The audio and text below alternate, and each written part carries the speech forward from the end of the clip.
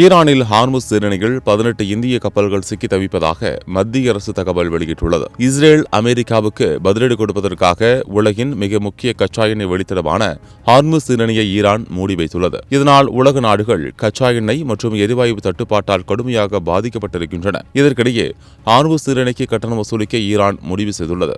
இந்நிலையில் ஹார்முஸ் நீரிணையில் 18 இந்திய கப்பல்கள் சிக்கி தவிப்பதாக மத்திய அரசு தகவல் வெளியிட்டுள்ளது. இதுகுறித்து டெல்லியில் நடைபெற்ற அமைச்சரவைக் கூட்டத்தில் மத்திய துறைமுகங்கள், கப்பல் போக்குவரத்து மற்றும் நீர் வழித்தடங்கள் அமைச்சக சிறப்பு செயலாளர் ராஜேஷ் சுன்கா கச்சா எண்ணெய் மற்றும் எல்பிஜியுடன் இந்தியாவுக்கு வர வேண்டிய 18 கப்பல்கள் ஹார்முஸ் நீரிணையை ஹார்முஸ் ஜலசந்தி பகுதிகள் தற்போது சிக்கி தவிக்கின்றன.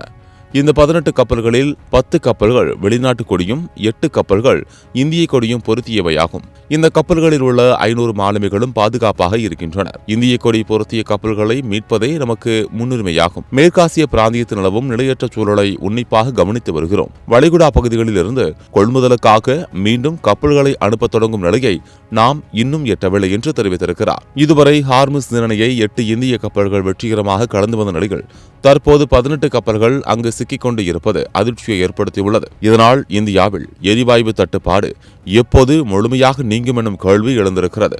ஒட்டுமொத்தமாக ஹார்முஸ் நீரிணையில் 500க்கும் மேற்பட்ட கப்பல்கள் சிக்கிக் கொண்டு இருக்கின்றன என்பது குறிப்பிடத்தக்கது.